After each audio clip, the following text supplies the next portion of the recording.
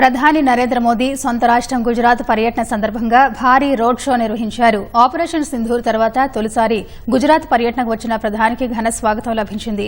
వడోదర విమానాశ్రయం నుంచి కిలోమీటర్ల దూరంలో ఉన్న వైమానిక కేంద్రం వరకు రోడ్ షో నిర్వహించారు. ఈ సందర్భంగా ప్రధాని మోదీపై స్థానికులు పూల వర్షం కురిపించారు. ప్రధాని మోదీ కాన్వాయ్ సాగుతుంటే ప్రజలు త్రివర్ణ పతాకాలను చేతబోని సైన్యానికి అనుకూలంగా నినాదాలు చేశారు. ప్రధాని రోడ్ షోలో అంతర్జాతీయ విద్యార్థులతో పాటు ఆపరేషన్ సింధూర్ సందర్భంగా మీడియా సమావేశంలో వివరాలు వెల్లడించిన సైనిక అధికారిని కర్నల్ సోఫియా ఖురేషీ తల్లిదండ్రులు, సోదరుడు మహమ్మద్ సంజయ్ ఖురేషీ, సోదరి సియానా సున్సారా పాల్గొన్నారు. गर्व की बात है कि हमारे जो प्राइम मिनिस्टर मोदी जी हैं वो हमेशा फ्रंट में खड़े रहते हैं अपनी जनता के।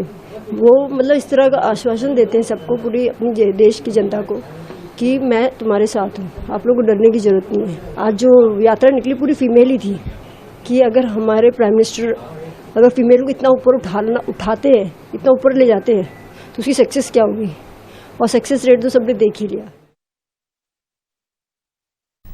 2 రోజుల గుజరాత్ పర్యటనలో భాగంగా ప్రధాని దాహోద్, భుజ్, గాంధీనగర్లో జరిగే పలు కార్యక్రమాల్లో పాల్గొంటారు. దాదాపు 83,000 కోట్ల రూపాయలతో చేపట్టే వేర్వేరు అభివృద్ది పనులకు భూమి పూజ, ప్రారంభోత్సవాలు చేయనున్నారు. దాహోద్లో రైల్వే లోకోమోటివ్ మ్యానుఫ్యాక్చరింగ్ యూనిట్తో పాటు 9,000 హార్స్ పవర్ సామర్థ్యం కలిగిన దేశంలోనే తొలి లోకోమోటివ్ ఇంజిన్ను ప్రధాని మోదీ ప్రారంభించారు.